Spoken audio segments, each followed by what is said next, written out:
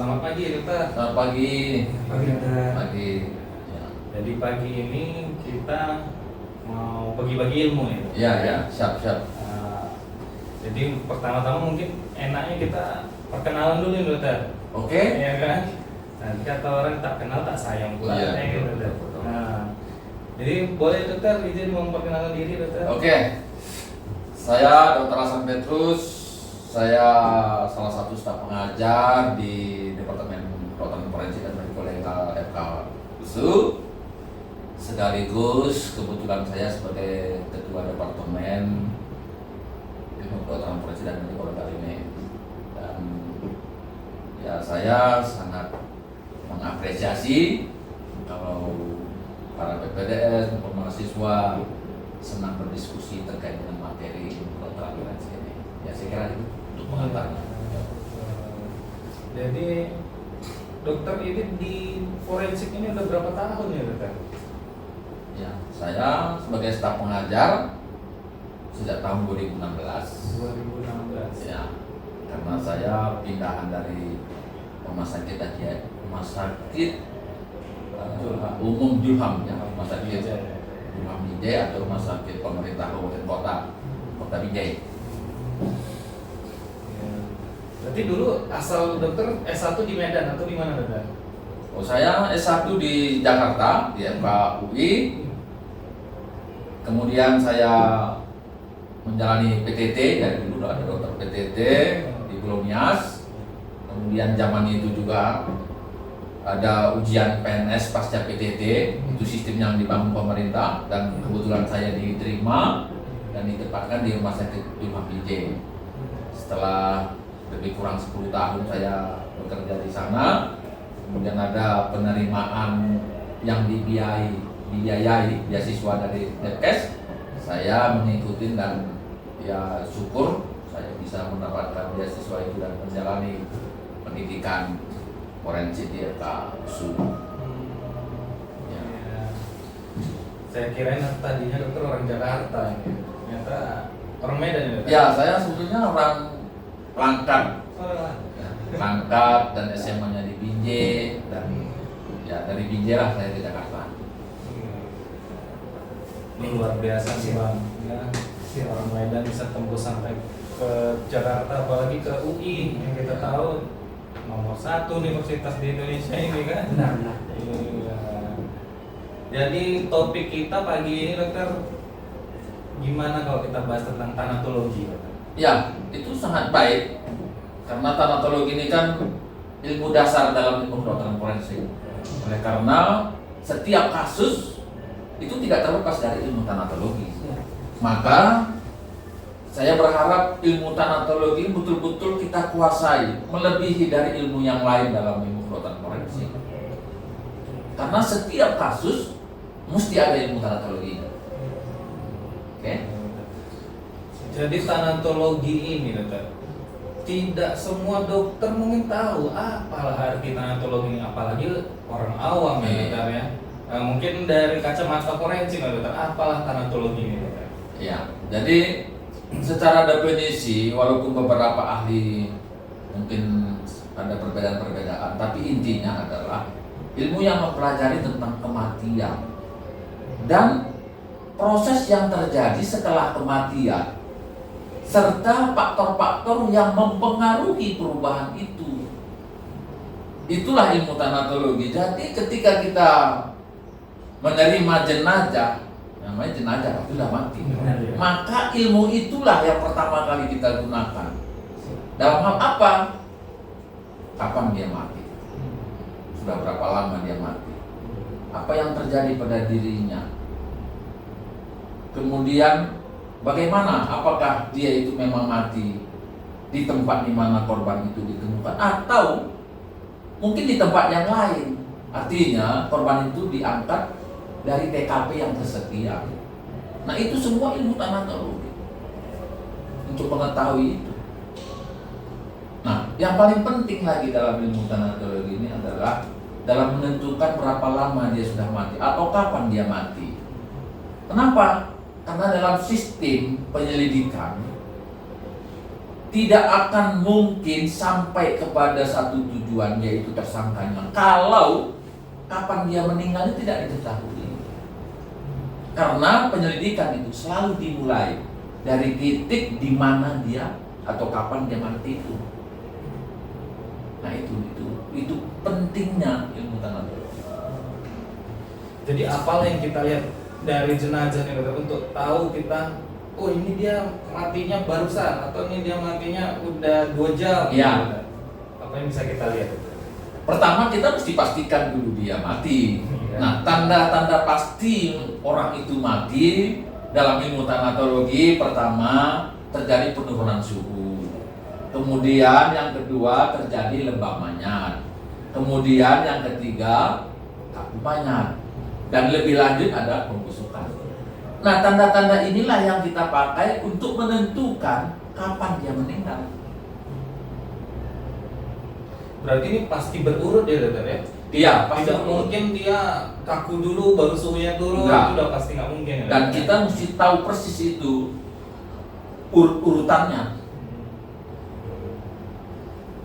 Jam-jamnya mesti kita tahu. Kalau nggak, bagaimana kita nanti bisa memperkirakan estimasi kapan dia meninggal? Iya. Jadi kayak yang pertama tadi terjadi penurunan suhu. Ya mungkin orang awam juga nggak ngerti nih dokter. Ngapain sih orang diukur-ukur suhunya kalau udah mati gitu? Kalau dari kacamata kita forensik ini kenapa harus diukur suhunya dokter? Iya. Dan bagaimana caranya gitu? Iya. Izin dokter. Atau ada faktor yang mempengaruhi dokter? Untuk Iya. Yang itu. Ya pastilah ada yang mempengaruhi. Siap.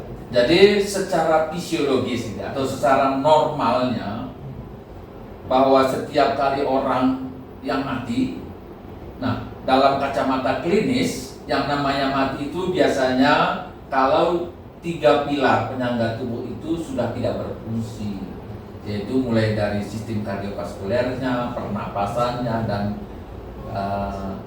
refleksnya, inervasinya sudah berhenti. Maka biasanya pasien itu sudah dikatakan meninggal.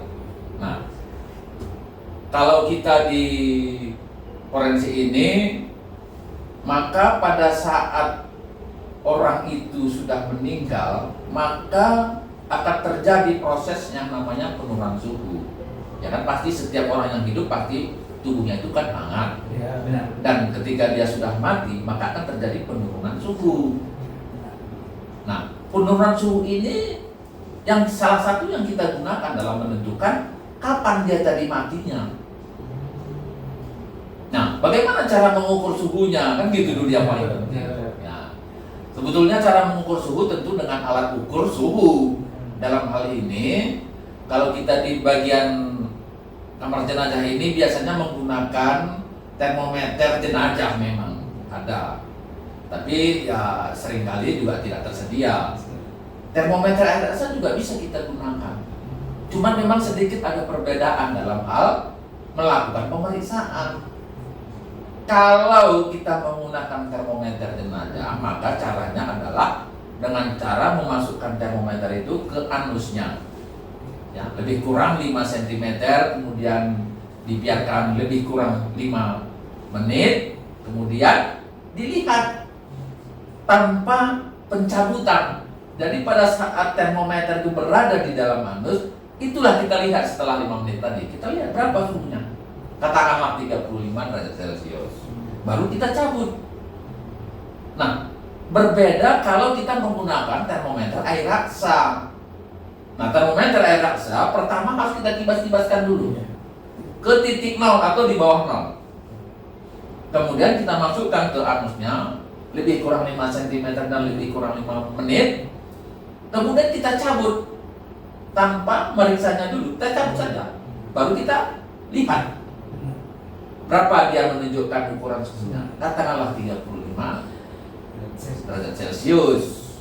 Nah, tadi ada 2 alat dan beda cara menggunakannya. Karena salah dalam hal menggunakannya, salah mendapatkan nilai ukurnya. Nah, itu ya. Nah, kalau umpamanya kita temukan suhu jenazah itu 35 derajat Celcius, maka sudah ada satu rumus yang sudah bakukan sebagai hasil satu penelitian bahwa lama kematian dari penurunan suhu adalah 37 derajat Celcius dikurang suhu jenazah pada saat kita lakukan pengukuran ditambah 3.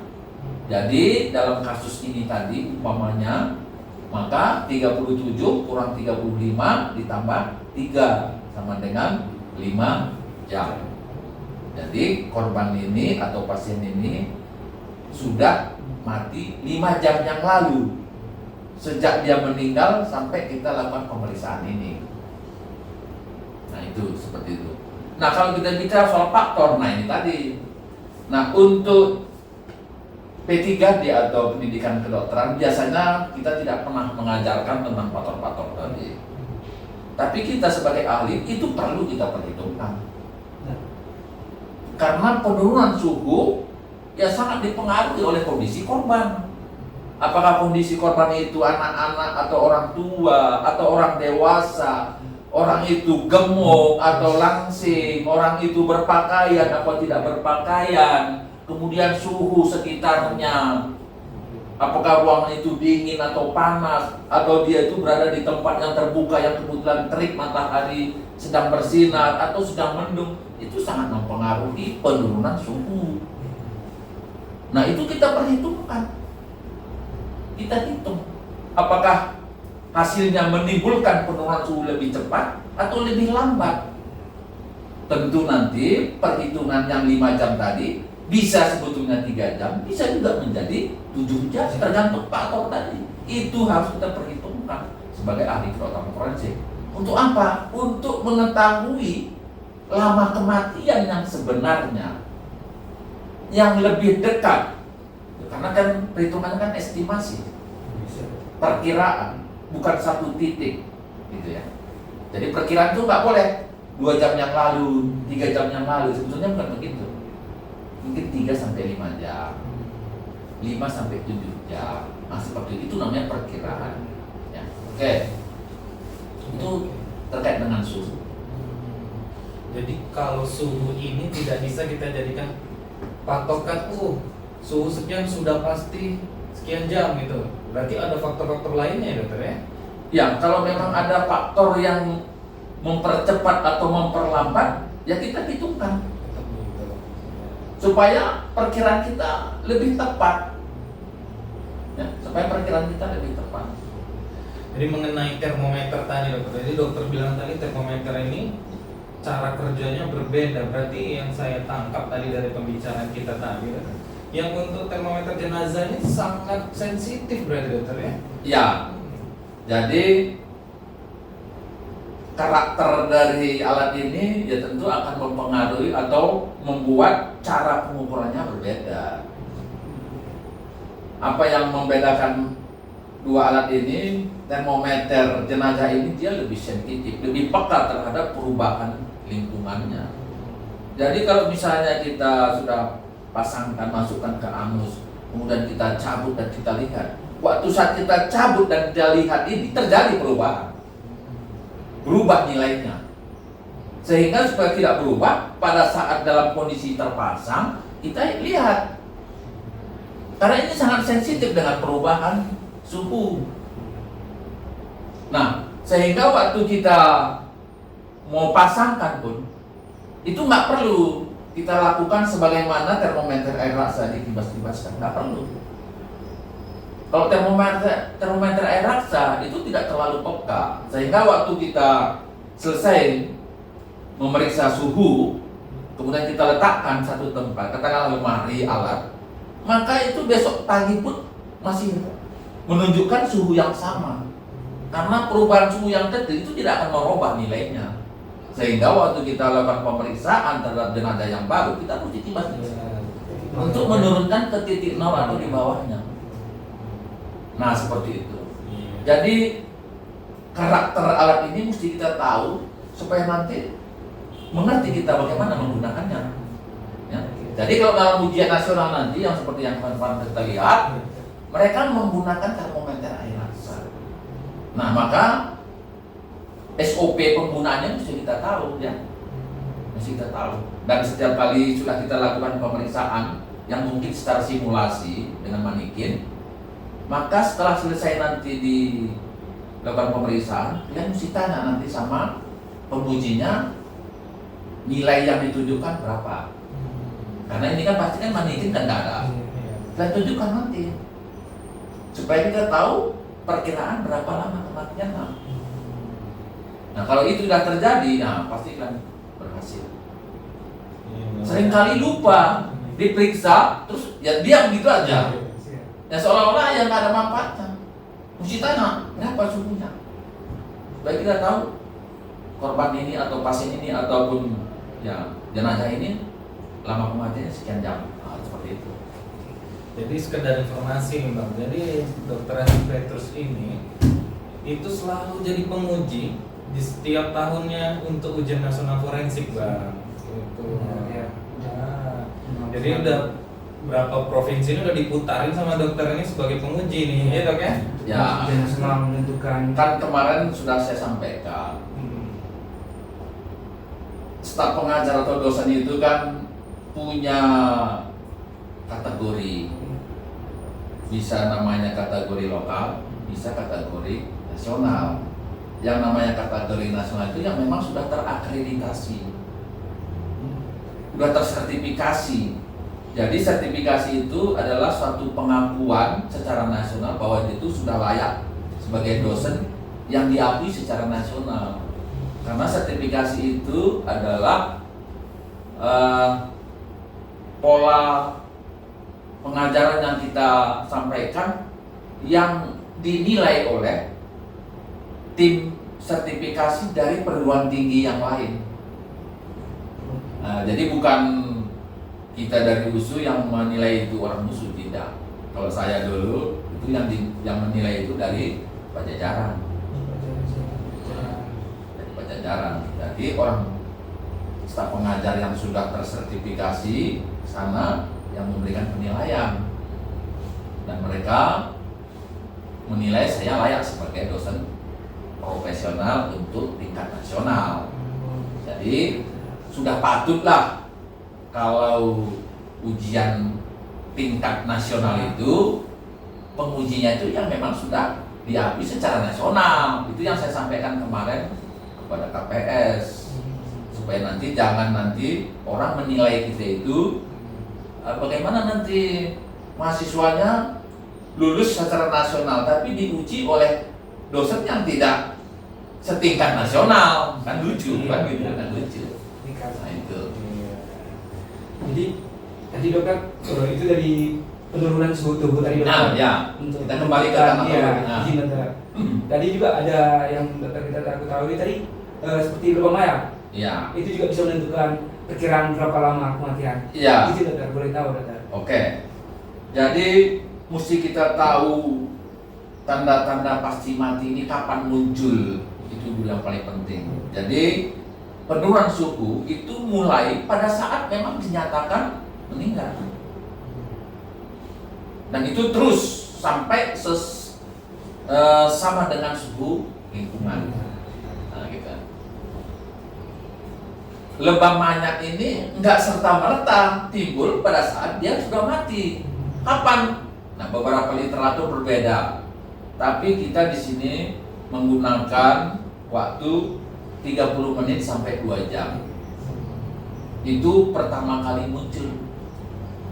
Nah, kemudian lebam mayat ini akan terus berlanjut sampai ya proses pembusukan. Nah, lalu bagaimana kita menilainya? Nah, jadi kategori dari lebam mayat ini ada 2. Satu kategori lebam mayat yang hilang dengan penekanan, dan kategori yang selanjutnya adalah lebam mayat yang tidak hilang dengan penekanan. Nah, 2 fase ini tentu sangat menentukan terkait dengan waktunya. Jadi pada saat dia mulai timbul itu 30 menit sampai 2 jam tadi, itu biasanya lebam mayat itu akan hilang dengan penekanan. Sampai kapan? Nah, batas waktunya juga literatur berbeda-beda. Ada yang bilang 6 jam, ada 8 jam, ada yang 12 jam. Kita center ini selalu mengajarkan batasannya 8 jam. Artinya kalau jenazah itu kita temukan ada lebam mayat, kemudian dalam pemeriksaan ditekan hilang dengan penekanan, artinya atau maknanya bahwa jenazah ini meninggal kurang dari 8 jam. Kurang dari 8 jam. Tapi kalau misalnya kita tekan lebam mayatnya itu tidak hilang, maka jenazah ini dikatakan meninggal sudah lebih dari 8 jam. Fisiologinya itu bagaimana dokter, kok bisa terjadi gitu? Nah, makanya saya selalu tekankan kepada mahasiswa, jangan selalu terkecoh dengan istilah lebam mayatnya di bawah, di bagian tubuh sebelah bawah. Kita mesti tahu dulu, mengenal dulu, tahu fisiologisnya dan kenal bentuknya, gitu ya. Fisiologisnya bagaimana? Nah, kita di Departemen Forensik selalu mengatakan, ketika orang itu mati, darah itu tidak berhenti mengalir. Kalau di klinis pasti dia bilang, begitu mati, darah sudah berhenti mengalir. Ya memang, kalau secara aktif, akibat dari pompa jantung. Ya, pompa jantung berhenti saat orang sudah meninggal, karena itu kan depas sklernya. Tapi secara pasif, itu yang kita pakai istilahnya, itu darah tetap mengalir. Pasif itu akibat gravitasi bumi, sehingga darah itu mengalirnya itu ke bagian tubuh sebelah bawah, Ke permukaan bawah berarti. ya, ke permukaan tubuh Iya. sebelah bawah, akibat faktor gravitasi bumi. Nah, itu terjadinya lebam mayat dengan warna merah kebiruan, ya, merah kebiruan. Nah, walaupun lebam mayat ini bisa juga dipengaruhi oleh hal-hal yang lain. Mungkin kalau misalnya dia meninggal karena keracunan CO, keracunan cyanida, mungkin tidak merah kebiruan, mungkin merah terang. Ya itu silakan saja. Nah, kemudian bagaimana kita membedakan lebam mayat dengan yang namanya diagnosa bandingnya, yaitu memar. Nah, jadi kalau lebam mayat ini adalah sesuatu yang fisiologis, maka yang pertama tadi penampilan itu ya merah kebiruan tadi, yang merah kebiruan. Dan itu tidak ada terjadi yang namanya perubahan-perubahan, nggak akan ada, hanya ada merah kebiruan. Nah, kemudian karena itu sifatnya fisiologis dan berada di dalam pembuluh darah, darah itu berada di dalam pembuluh darah kapiler di bagian permukaan tubuh sebelah bawah, maka tidak ada terjadi yang namanya elevasi atau pembengkakan sebagaimana terjadi pada memar. Kalau memar itu akibat pecahnya pembuluh darah, akibat suatu trauma pembuluh darah pecah, darah itu keluar ke jaringan, dan keluar ke jaringan itu membentuk satu ruang, sehingga tubuh itu akan terjadi elevasi atau pembengkakan. Nah, itu bedanya.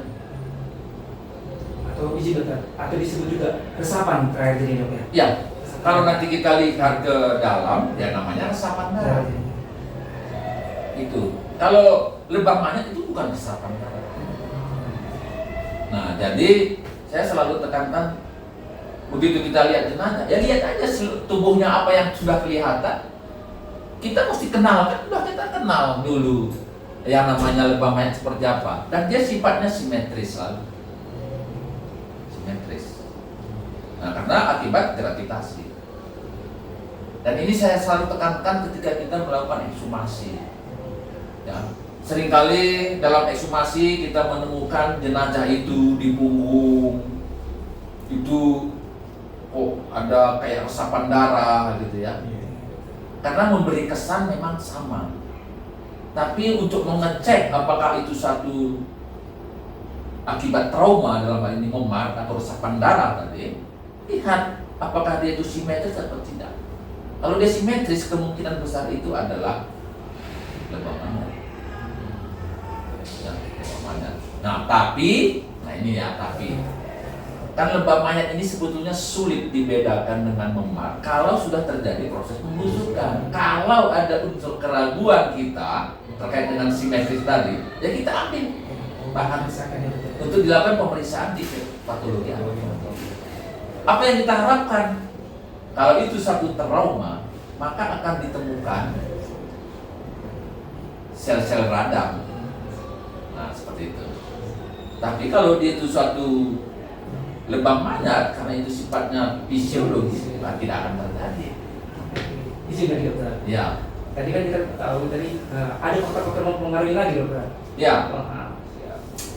Jadi faktor-faktor yang mempengaruhi terkait dengan lebam mayat ini ada beberapa, dan ini sangat penting karena lebam mayat ini kan mekanismenya tadi terjadi akibat penumpukan darah sebetulnya di kapiler, gitu ya, sehingga akan tampak di permukaan kulit suatu perubahan warna menjadi merah kebiruan. Nah, pertanyaannya, warna merah kebiruan itu kan karena ada darah di sana. Lalu bagaimana dengan orang-orang yang meninggal akibat suatu penyakit yang anemia? Ya apa yang mau dihindarkan di sana? Kan tidak ada. Maka jangan pernah kita berharap. Apalagi kalau misalnya anemia itu berat sampai 2, 3 cuma sampainya, sampai kiamat nggak akan muncul dia. Satu. Kedua, misalnya kasus kecelakaan lalu lintas, atau mungkin ya penganiayaan yang menyebabkan darah itu sudah tumpah di TKP, di tubuh itu sudah tidak ada lagi, ya sudah minimal lah, nggak beda dengan orang yang anemia berat tadi, yang kita awak sini udah pada pucat semua gitu kan. Jangan kalian tunggu lebam mayat, nggak akan pernah muncul, apalagi mau diturunkan gitu dari proses gravitasi, nggak ada. Nah kalau begitu, apakah muncul lebam mayat? Nggak muncul. Nggak bisa kita perhitungkan itu. Nah seperti itu biasanya itu ya, anemia, orang yang mungkin mengalami pendarahan yang banyak. Jadi kasus-kasus ini bang banyak nih bang, kasus-kasus di terutama kota Medan ya. Kita ngomongin lebam mayat, terus ngomongin kasus. Jadi ada mungkin nih dokter izin bertanya, ada kasus dokter. Bagaimana kita melihat lebam mayat apabila jenazah ini katanya tergantung? Ya, yang kita tahu pasti lebam mayat itu daerah ujung-ujung ya dokter ya. Nah, dan kemudian dimodifikasi dokter, atau di dalam perjalanan dari TKP menuju ke kita katakan ke tempat mau kita otopsi, dan itu belum sampai 8 jam dokter, dan diposisikan dia terlentang. Apakah lebam mayat yang tadi yang dari ujung itu pindah ke daerah terbawah permukaan yang waktu ditelentangkan atau gimana dokter? Oke, jadi kan lebam mayat ini selain daripada tanda pasti mati, juga bisa kita pakai untuk melihat jenis kasusnya. Nah, tetapi janganlah pula itu menjadi patokan atau prioritas utama, karena dalam satu kasus seringkali tadi kasus Henning.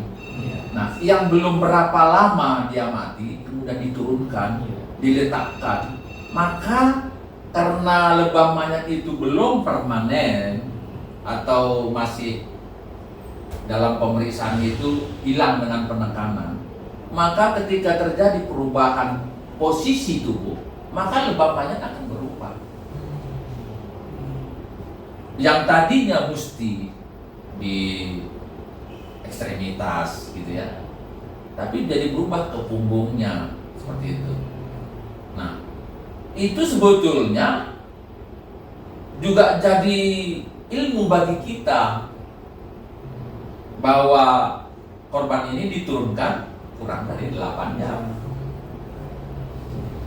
Nah, tapi kalau misalnya sudah diletakkan pun di, ya katakanlah di meja otopsi, dan posisi lebam mayat masih di anggota gerak bawah dan atas tadi, ya itu meyakinkan kita bahwa korban ini diturunkan setelah lebih dari 8 jam. Dan ya itu tadi, bahwa lebam ini menunjukkan, mendukung kasus hanging. Nah, tapi kalau tadi yang punggung udah di punggung umpamanya, ya tidak pula menggeser kasus itu ke kasus yang lain, karena hanging itu kan khas dari jejasnya. Yang perlu kita antisipasi adalah diagnosa bandingnya, yaitu strangulasi. Dan buat kita nggak begitu sulit. Nah, itu ya. Tidak sulit ya dokter ya. Tidak begitu sulit. Nah, itu manfaatnya. Jadi kadang-kadang lebam mayat ini memang bukan sekedar untuk tanda pasti dan menentukan lama kematian, juga menunjukkan apa yang sudah dilakukan terhadap jenazah ini juga. Termasuk nanti misalnya ini kita dipanggil lah ke TKP, dipanggil oleh TKP, ke TKP oleh penyidik. Kemudian kita lihat, katakanlah jenazah itu terlentang, tapi kemudian kita melihat lebam mayat ada di dada atau di wajah. Apa artinya? Bahwa korban ini bukan di sini meninggalnya. Satu. Kedua, kemungkinan jenazah ini sudah dibolak-balik.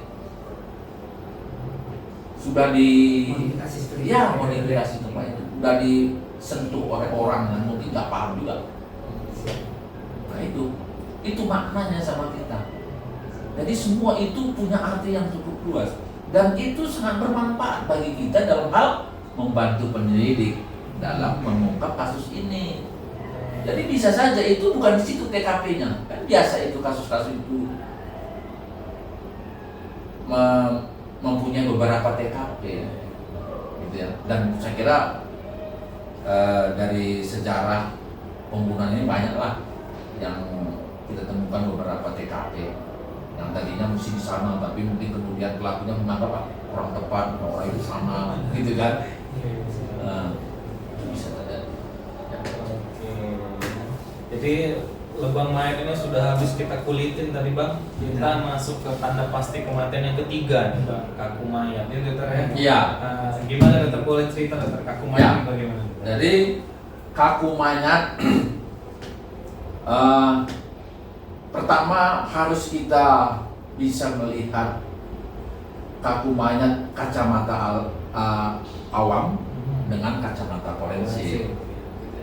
Kalau kacamata awam, bahwa kaku mayat itu ya kalau udah kaku nggak bisa diapa-apain gitu ya, sehingga dalam proses pemulasaran itu seringkali gitu ya, kalau masyarakat itu bilang cepat-cepat dipakaikan bajunya atau cepat-cepat dimandikan, nanti kalau udah kaku udah susah. Nah, buat awam seperti itu, tapi buat kita enggak, karena kaku mayat itu bisa dimodifikasi, bisa dirusak, bisa dihilangkan. Nah, oke, itu satu. Kedua, kaku mayat ini kapan muncul? Nah, muncul kaku mayat itu dalam literatur adalah 2 sampai 4 jam. Gitu ya, 2 sampai 4 jam kematian. Nah, itu muncul kaku mayat. Nah, kaku mayat ini bagaimana sih mekanisme? Kaku mayat ini bicara tentang cadangan glikogen. Jadi makin sedikit glikogen dalam arti otot yang kecil gitulah, maka disitulah dimulai kekakuan itu. Kalau begitu dari mana dimulai? Itulah otot-otot di daerah wajah, rahang, leher, dan seterusnya. Maka dari situlah mulai sampai ke seluruh tubuh. Nah, prosesnya itu berapa lama? 12 jam. Jadi mulai pertama kali timbul lebam mayat, kaku mayat tadi, yaitu daerah wajah, sampai ke seluruh tubuh, itu butuh waktu 12 jam. Lalu setelah 12 jam ngapain? Itu dipertahankan. Boleh bisa dibilang seperti dia menggigit gitu. Sehingga itu yang disebutkan dengan kategori kaku mayat yang sulit dilawan. Jadi 12 jam pertama itu mudah dilawan, 12 jam kedua itu yang sulit dilawan. Dan kemudian akan terjadi proses yang namanya relaksasi sekunder. Jadi kaku mayat itu 3 fase, mengalami 3 fase. Fase pertama itu yang disebut dengan relaksasi primer, belum terjadi kekakuan. Kemudian fase kekakuan yang ada 2 bagian, yang mudah dilawan dan sulit dilawan. Baru fase yang ketiga adalah relaksasi sekunder, dan pada saat itu juga dimulai proses pembusukan walaupun tanda pembusukan belum muncul. Nah, seperti itu. Jadi kalau realnya nanti ketiga tanda ini mesti kita perhitungkan dalam menentukan lama kematian. Bisa saja nanti gitu ya, dalam satu jenazah yang ada suhunya, lebam mayatnya nggak ada, kaku mayatnya ada, bisa aja begitu. Atau suhunya bisa kita hitung, lebam mayatnya bisa kita ukur, tapi kakunya nggak bisa lagi. Kenapa? Karena mungkin sudah dirusak dalam proses evakuasi. Nah, jadi waktu dievakuasi ya sudah terganggu dia dan sudah hilang. Nah Itu yang mempengaruhi, faktor mempengaruhi lagi dokter ya untuk kaku mayat ini ya. Iya. Jadi kaku-kaku mayat ini salah satu itu yang mempengaruhi yang perlakuan pada saat evakuasi. Di samping itu bagaimana dulu sebelum dia meninggal. Karena ini tadi bicara tentang cadangan glikogen, maka misalnya lah petinju dengan otot yang besar, pasti glikogennya kan banyak. Iya. Tapi kalau waktu dia naik ring, kemudian mati, apa yang terjadi? Proses kekakuan itu lebih cepat dan lebih cepat hilang, lebih cepat timbul, lebih hilang. Cepat timbul, Cepat dan hilang. cepat hilang ya dokter ya. Kalau dia sudah beraktivitas mungkin Iya, karena udah disiar dokter ya. Iya. Olahraga. Iya. Nah, sehingga apa yang kita perhitungkan di sini? Maka perhitungan kita nanti akan dia lebih apa? Hitungannya lebih panjang, tapi sebetulnya dia lebih pendek. Dalam perhitungan yang secara fisiologis tadi, dia tuh mungkin matinya itu sudah 12 jam, padahal sebetulnya baru 3 jam yang sebenarnya. Makanya perhitungan itu ini perlu. Misalnya atlet lari-lari tahu kumat jantungnya kan ada juga kan, mati dia. Nah itu cepat tuh hilang. Nah dalam perhitungan kita kalau udah kaku mayat udah hilang udah 12 jam, 24 jam ke atas itu. Sudah relaksasi sekunder kesannya. Padahal bukan. Nah faktor-faktor ini yang perlu kita perhatikan. Jadi harus disinkronkan juga dengan lebam mayat tadi sepertinya dokter ya. Nah kalau lebam mayat kan tetap hitungannya. Iya. Nah Jadi kita pernah mendapat kasus dokter. Jadi lebam mayatnya ini itu yang masih hilang dengan Iya. penanganan, tetapi kaku mayatnya sudah nggak ada, sulit dilawan dokter. sulit dilawan. Iya. Nah, Jadi yang kita tahu cerita dari penyidik ini korban habis tawuran aja dokter. Habis lari-lari tawuran tiba-tiba meninggal karena ditusuk atau di mana gitu dokter. nah ya itu tadi proses ini kan makin cepat ya. Iya. Makin cepat dia. Ya itu masih sulit dilawan. Iya. Syukur dia tadi mungkin nggak ada lagi, bisa ada. Langsung hilang ya dokter. Iya. Nah jadi ini harus kita tahu juga riwayatnya, dan riwayat inilah mempengaruhi penilaian kita tadi. Ya. Nah jadi hati-hati dengan korban-korban yang meninggal yang sebelumnya ada aktivitas tertentu yang mempengaruhi kekakuan tadi. Jadi kaku mayat ini. Jadi kalau dihitung itu berarti kan dia sudah ya 12 sampai 24 jam. Iya, betul, iya. Padahal Di atas 12 jam. nggak sampai. Iya. Ini kurang dari 12 jam atau Iya. kurang dari 8 jam. kurang dari 8 jam. Nah ini mesti kita sebagai ahli forensik memang seyogianya memperhitungkan itu. Jadi jangan kita selalu semua menggunakan yang namanya fisiologis, jangan. Nanti kita ya mendapatkan opini dari pihak yang lain yang malu pula kita ya kan. Iya. Oke, jadi kaku mayat ini dokter setahu kami ini ada diagnosa banding yaitu cadaveric spasm. Boleh dijelaskan dokter perbedaan antara kaku mayat dengan cadaveric spasm? Ya, jadi kan kaku mayat ini punya sifat. Jadi sesuatu yang kaku yang tidak memiliki sifat kaku mayat ya pasti bukan kaku mayat. Apa sifatnya? Sifatnya itu pertama dia kan dimulai dari otot yang kecil, yang kemudian akan terus ke otot-otot yang lain ke seluruh tubuh. Kemudian yang kedua dia bisa dihilangkan. Kaku mayat itu bisa dihilangkan. Kita bilang tadi modifikasi. Ya, dengan cara yang menggoyang-goyangkannya saja.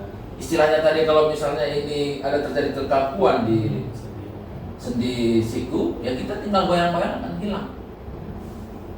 Kalau yang kekakuan itu tidak seperti itu, yang salah satu tadi saya tunjukkan, satu dia sifatnya general, yang kaku mayat itu general. Nah, bukan, kalau tidak seperti itu dia bukan kaku mayat. Salah satu diagnosa banding dari kaku mayat ini adalah misalnya kekakuan oleh karena luka bakar, ya kan? Estepening. Nah, orang kalau luka bakar itu kaku. Bisa nggak dihilangkan? Nggak bisa. Kalau dia kondisinya seperti ini, fleksi, kita ekstensikan. Kalau kaku mayat kan bisa. Kalau luka bakar, dia akan terkoyak, laserasi. Dan kekakuan karena luka bakar nggak akan pernah hilang sampai kapan, sampai busuk akan hilang. Kan kalau proses kaku mayat kan akhirnya terjadi relaksasi sekunder. Kalau karena kaku karena terbakar nggak akan pernah mengalami yang namanya relaksasi sekunder, nggak akan pernah. Nah, yang kedua adalah karena suhu dingin, ya kan? Gimana itu? Ya misalnya jenazah-jenazah yang ada di dalam kulkas ini, begitu kita keluarkan kaku kali.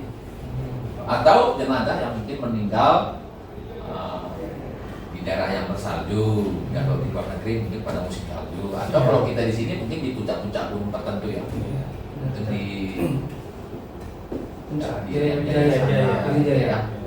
dan mungkin kalau di Jawa juga masih ada itu katanya di Malioboro atau di apa aja di Malang itu ada itu, katanya kadang-kadang pernah juga bersalju katanya. Nah,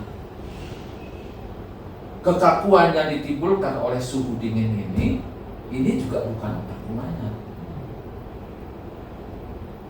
Nah, yang bukan kaku mayat.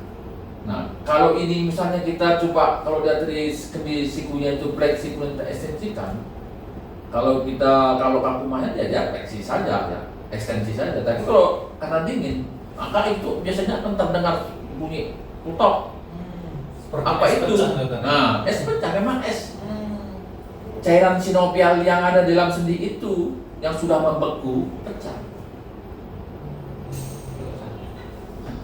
Nah, seperti itu.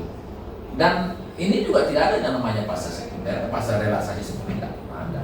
Tidak mengalami proses itu. Ya, tidak terjadi. Nah, seperti itu. Dan yang terakhir adalah karena spasm.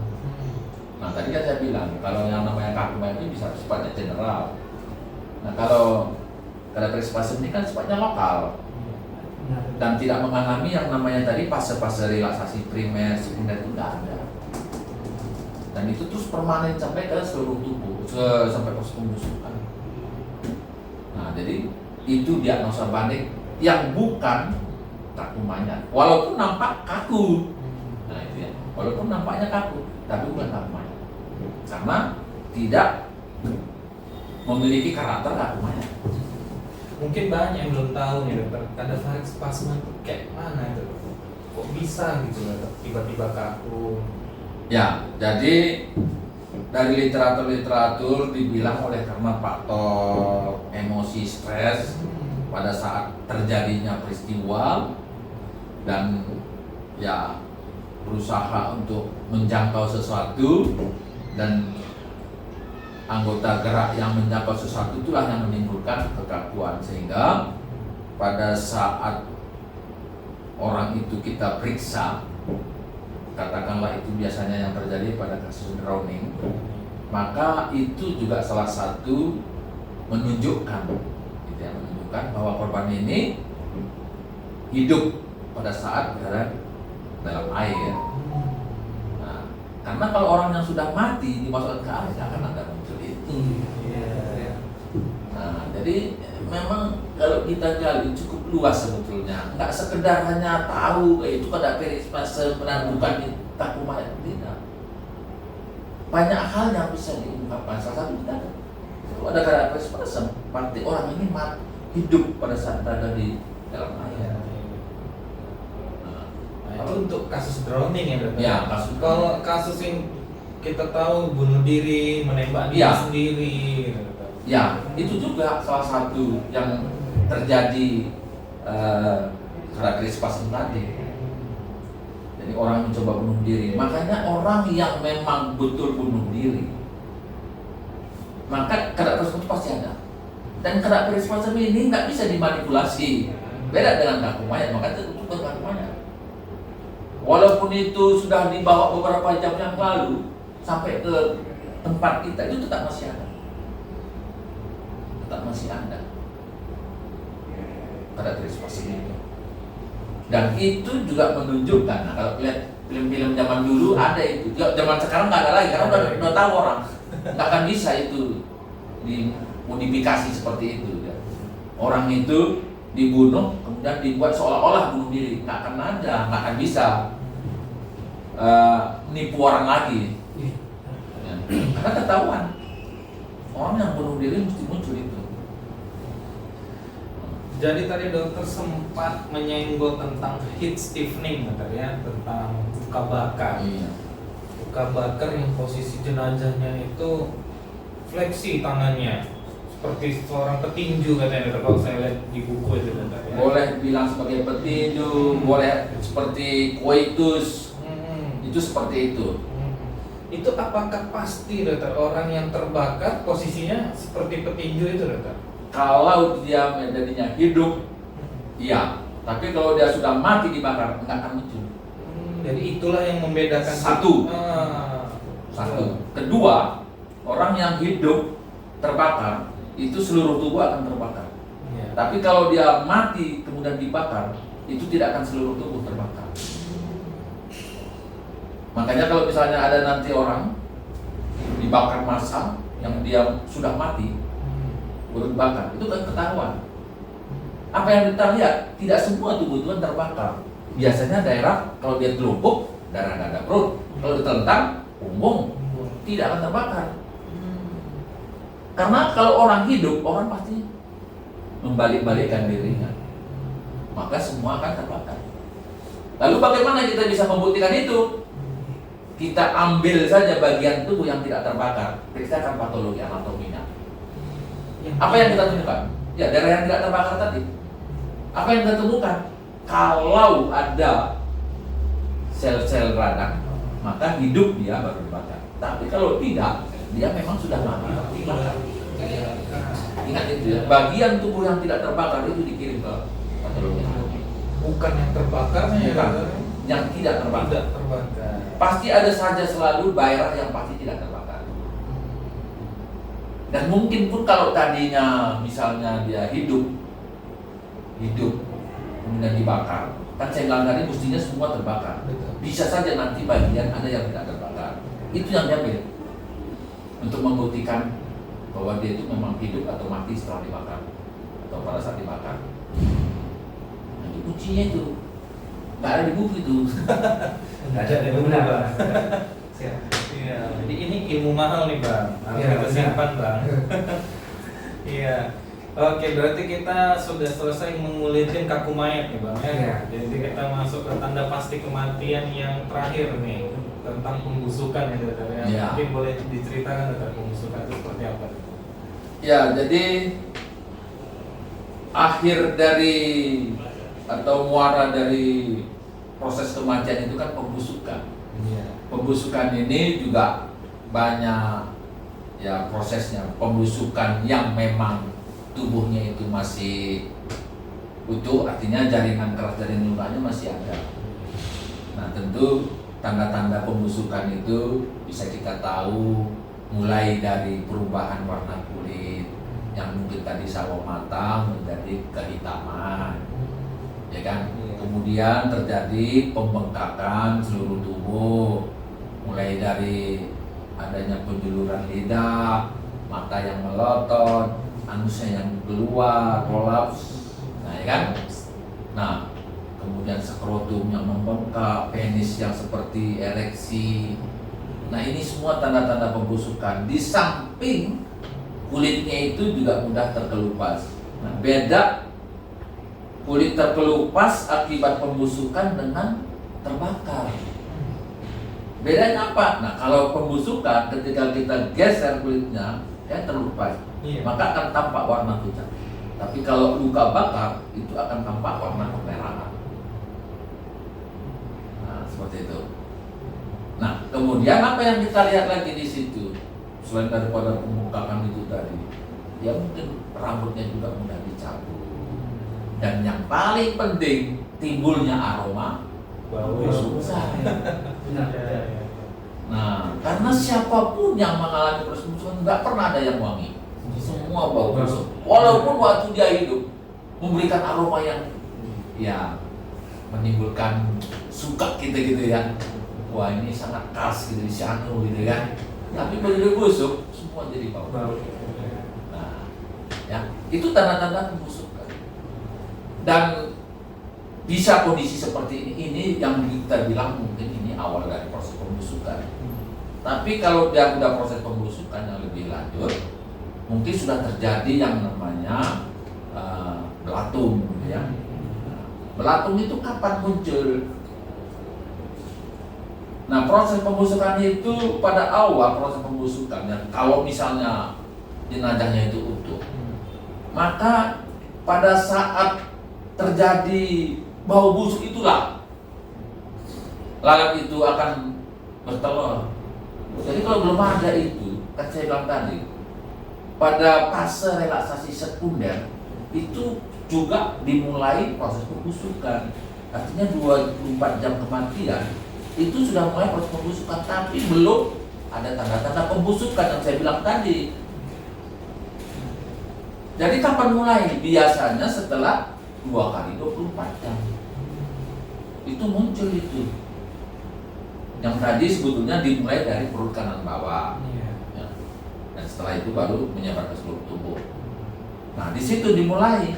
Nah, kemudian kita di forensik ini juga memanfaatkan siklus hidup lalat ini. Nah, siklus hidup lalat ini, siklusnya berapa hari?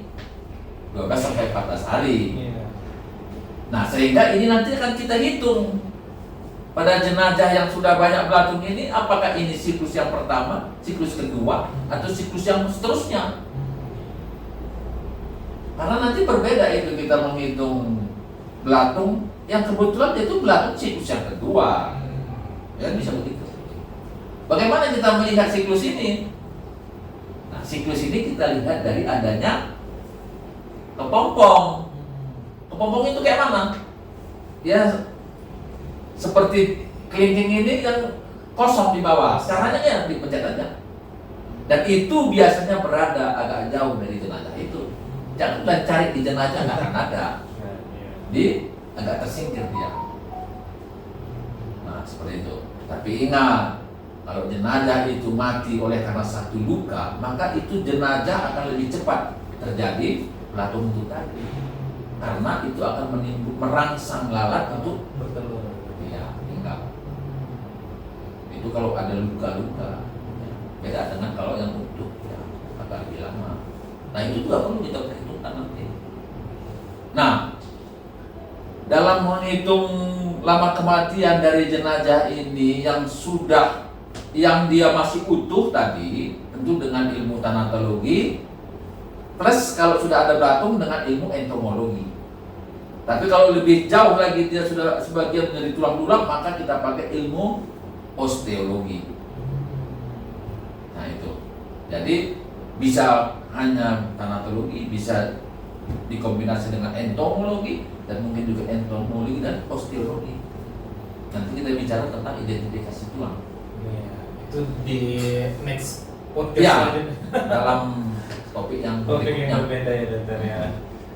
Iya, jadi banyak nih dokter pertanyaan orang awam atau bahkan anak-anak koas biasanya Iya. bertanya dokter ya. Ini kok dokter-dokter forensik ini bisa ya ada jenazah busuk bahkan nggak pakai masker? Itu rahasianya apa katanya dokter? Nah, itu bicara tentang fisiologis dari penghidup kita ini. Jadi sama seperti orang-orang yang tinggal di dekat dengan pabrik-pabrik tertentu, mereka nggak merasa terganggu dengan aroma yang tidak baik, yang tidak sedap. Kenapa? Karena memang sudah hidungnya itu sudah mencoba untuk menyesuaikan, jadi mereka tidak merasa. Dan saya kira itu juga di kita ya, karena kita sudah sering, yang akhirnya sudah terbiasa. Sudah terbiasa bukan berarti kita tidak mencium aromanya, tahu. Tetap ya dokter. Tetap ya. Tapi mungkin daya tahan kita dengan orang awam pasti berbeda. Kalau kita mungkin makan di sebelah jenazah nggak masalah. Kalau orang mungkin ya muntah-muntah. Benar. Di samping juga ya kita ini kan hitam sama rambut sama hitam gitu, tapi daya tahan orang kan nggak beda, nggak sama, beda-beda. Orang melihat jenazah saja takut, dan banyak orang-orang menanyakan sama saya, apa nggak pernah takut dengan jenazah? Saya bilang begini langsung aja dengan pertanyaan, pernah nggak Anda mendengar orang dibegal sama jenazah? Yang membegal itu justru yang hidup, yang kuat. Jadi itulah yang perlu ditakuti, bukan jenazah. Iya kan? Pernah nggak kita dengar ada orang ngaku korban dibegal sama jenazah 3 orang atau 4 orang? Nggak pernah ada. Itu kan menunjukkan kepada kita bahwa sebetulnya yang perlu ditakuti itu masih hidup. Kalau yang meninggal itu nggak perlu ditakuti. Iya, jadi pernah ada yang konsul nih bang. Jadi salah satu koas di kota Medan nih bang. Jadi dia bilang gini, bang aku pernah ikut ekshumasi 2 kali, ya. Tetapi efek sampingnya aku muntah-muntah dan sampai mencret bang katanya. Gara-gara baunya luar biasa gitu ya katanya dokter. Bahkan ada yang pakai masker berlapis-lapis sampai 3 lapis, pakai fresh care, pakai parfum. Nah, kok orang dokter bisa ya katanya tanpa itu semua tapi biasa aja gitu. jadi harus kita tahu juga bahwa bangke ataupun makhluk hidup yang sudah busuk, yang paling bau itu manusia. Ya, manusia. Itulah yang paling bau. Nah, jadi ya, tapi itu tadi, satu, karena kita sudah terbiasa, kemudian ya mungkin faktor pekerjaan kita memberikan kita lebih bersemangat, dan kita tidak ada cara lain untuk menghindari, gitu kan? Kita sudah mencintai pekerjaan ini, dan salah satu, saya pikir setiap pekerjaan punya tantangan tersendiri, dan salah satu bagian kita ini mungkin ya aroma yang tadi, makanya kita sangat berharap sebetulnya ya. Bukan soal baunya saja masalah pembusukan ini, tapi juga barang bukti yang terkait dengan tindak pidana yang dialami oleh si korban ini juga menjadi terganggu, rusak, dan hilang. Jadi kita memang sangat tidak berharap kita akan dikirimin jenazah yang sudah busuk. Bukan soal aromanya, tapi jauh lebih penting adalah barang bukti yang terjadi itu juga sudah mulai hilang, terganggu, rusak. Nah, jadi ya kita sangat berharap lah setiap kali ada tindak pidana itu cepatlah untuk dilaporkan atau ditemukan oleh penyidik, untuk supaya kita bisa cepat periksa dan semua tanda-tanda kekerasan akibat tindak pidana itu kita bisa temukan, bisa kita lebih cepat mengungkap kasus itu. Seperti itu. Izin dokter, sedikit lagi dokter, kembali ke ini dok, pembusukan tadi itu dokter. Iya. Kita ketahui tadi dok, kalau untuk pembusukan ini kan ada juga faktor-faktor yang mempengaruhi dokter. Iya. Tadi dokter bilang tadi ada juga kalau misalnya gemuk, gemuk ya atau kurus. Kira-kira dokter untuk pembusukan ini faktor-faktor yang mempengaruhi yang mana lebih ini dok, cepat gitu dok? Atau ada yang lain dok mempengaruhi? Iya. Cukup banyak faktor yang mempengaruhi proses pembusukan ini. Salah satu umpamanya orang itu meninggal karena satu penyakit yang kronis, infeksi, ya. Belum pun mati, ya udah sepsis. Ya kalau dia mati ya makin cepat lah busuk. Atau dia itu selain infeksi tadi, mungkin ada trauma tadi. Nah, dan yang paling penting lagi salah satu adalah lingkungan di mana korban itu berada. Mesti kita bisa membedakan di lingkungan terbuka ya seperti ini, atau di dalam air, atau dia berada di dalam tanah. Kan ada orang juga di udah mati ditutupi gitu ya. Nah itu akan akan mempengaruhi proses pembusukan yang dialami oleh jenazah itu. Nah, kita ada satu angka yang sering kita gunakan paling, yaitu 128. Apa artinya itu gitu kan? Apa artinya? 128 ini bicara tentang satu itu di daerah terbuka, dua itu di dalam air, dan tiga itu di dalam tanah. Artinya apa? Ketika jenazah ini berada di dalam tanah dengan kondisi pembusukan yang seperti itu, yang sudah dia berada di sana 8 hari, maka untuk mencapai pembusukan yang sedemikian itu, kalau dia berada di dalam terbuka cukup 1 hari saja.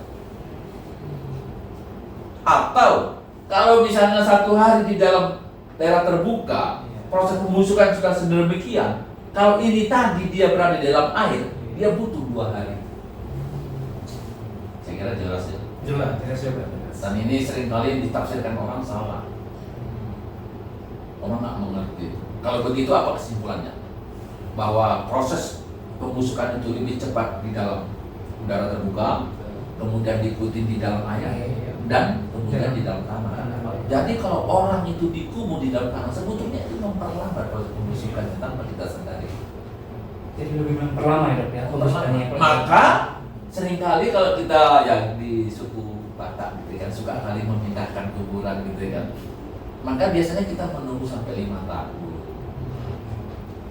Kira-kira seperti itulah. Padahal kalau di ruang terbuka mungkin 2-3 bulan bertinggal rangkai itu. Habis dimakan belatung. Tapi di dalam tanah 3 bulan 4 bulan masih utuh itu. Nah, seperti itu.